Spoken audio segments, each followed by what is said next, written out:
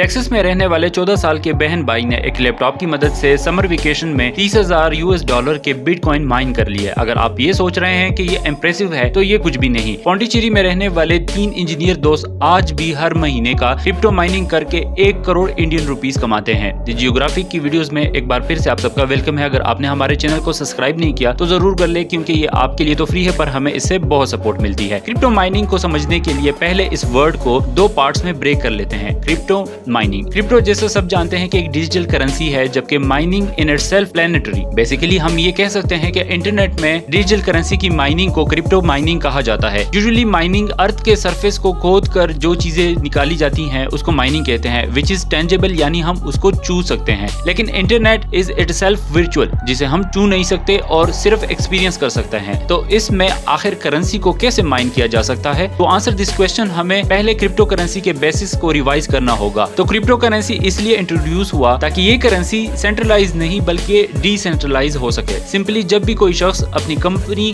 या बैंक को यूज करके पैसे डेबिट या क्रेडिट करता है या किसी को भी ट्रांसफर करता है, तब इन सारे ट्रांजैक्शंस का डेटा बैंक सर्वर में रिकॉर्ड हो जाता है और बैंक इन ट्रांजैक्शंस को अप्रूव या रिजेक्ट करता है। अब इन सारे ट्रांजैक्शंस का डेटा एक ही बैंक के सर्वर में स्टोर होता है, यानी अगर कोई भी हैकर उस बैंक के सर्वर को टेम्पर करके इजीली कोई भी इंफॉर्मेशन को रिट्रीव कर सकता है। लेकिन क्रिप्टो करेंसी में ये फ्लो नहीं होता। क्रिप्टो करेंसी ने इस मेजर प्रॉब्लम को सॉल्व कर दिया है। मतलब क्रिप्टो डिसेंट्रलाइज है क्योंकि ब्लॉकचेन टेक्नोलॉजी को यूज करता है और जब भी कोई ट्रांजैक्शन होती है तब ब्लॉकचेन नेटवर्क पर मौजूद सारे कंप्यूटर्स में उस ट्रांजैक्शंस का डेटा रजिस्टर कर लिया जाता है। और इसीलिए अगर कोई भी शख्स एक पीसी से अगर डेटा टेम्पर करना चाहता है तो ऐसे में कुछ भी नहीं होगा, क्योंकि बाकी के दूसरे एक्टिव कंप्यूटर्स टेम्पर डेटा को नोटिस करके हटा देंगे और ट्रांजैक्शन को कैंसिल भी कर देगा। और क्रिप्टो माइनिंग में बेसिकली यही होता है। आपके पीसीस पूरे दिन में होने वाले ट्रांजैक्शंस को वेरीफाई करते रहते हैं और new transactions which are new in blocks इनको एग्जिस्टिंग ब्लॉक में ऐड करते रहते हैं। और इस काम के बदले क्रिप्टो माइनिंग करने वाले को मिलता है रिवॉर्ड क्रिप्टो कॉइन्स की शक्ल में। और टेक्निकली इस पूरे काम को कहा जाता है प्रूफ ऑफ वर्क। लेकिन इन सब के अलावा अगर गूगल पर सर्च किया जाए कि हाउ टू माइन बिटकॉइन, तो हर कोई लैपटॉप के साथ रिग रिकमेंडेड कर रहा होगा। तो रिग क्या होता है, व्हाई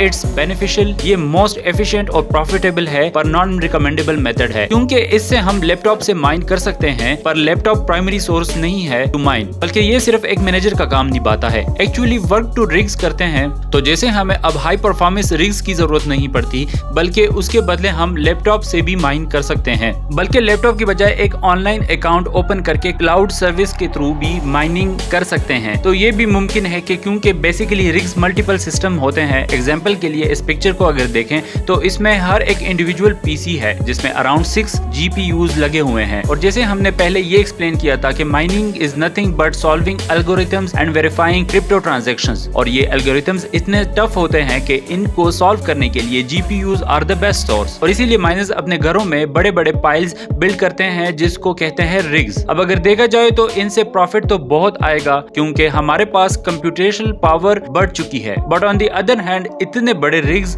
और कंप्यूटर्स को इलेक्ट्रिक सप्लाई, इंटरनेट सप्लाई और टेम्परेचर कंट्रोल करने की जरूरत पड़ती है। इसके साथ सारे सिस्टम को मेंटेनेंस भी करना होता है और इतने बड़े कैपिटल के लिए इतना बड़ा इन्वेस्टमेंट भी चाहिए होता है। लेकिन ये सब इतना इजी नहीं है क्योंकि इन रिग्स में काफी दफा आग के केसेस भी दर्ज हो चुके हैं। और अगर इलेक्ट्रिसिटी और इंटरनेट के इश्यूज को टेम्परेचर फ्लक्चुएट हो तो इन सारे प्रॉब्लम्स को कंसीडर करके फिक्स करना होगा। और इसीलिए ये एफिशिएंट और प्रॉफिटेबल तो है बट नॉन रिकमेंडेबल है। लेकिन इसका एक दूसरा तरीका फिर माइनिंग पूल का भी है। बेसिकली इसमें रिग्स ही यूज होते हैं, बल्कि यहाँ पर मल्टीपल लोग छोटे छोटे रिग्स बनाते हैं। इन छोटे रिग्स को इंटरनेट पर मौजूद माइनिंग पूल्स के साथ ज्वाइन करवा दिया जाता है या खुद का एक ही पूल क्रिएट कर दिया जाता है जिसमें वर्चुअली अपने रिग्स को कनेक्ट कर दिया जाता है और इन रिग्स से जनरेट किया हुआ प्रॉफिट आपस में शेयर कर दिया जाता है। यहाँ पर आपको ये पता होना चाहिए कि फिलहाल इंडिया और पाकिस्तान दोनों कंट्रीज में क्रिप्टो माइनिंग इलीगल नहीं है, क्योंकि अभी तक कोई एक main stream currency like rupees, dollar, euros वगैरह को माइन नहीं कर रहा और इसीलिए माइनिंग को ना ही लीगल और ना ही इलीगल कह सकते हैं। अब लैपटॉप से माइनिंग कैसे कर सकते हैं? तो वो है क्लाउड माइनिंग। और इस मेथड में सारी चीजें ऑनलाइन होगी और रिस्क की जरूरत नहीं पड़ेगी।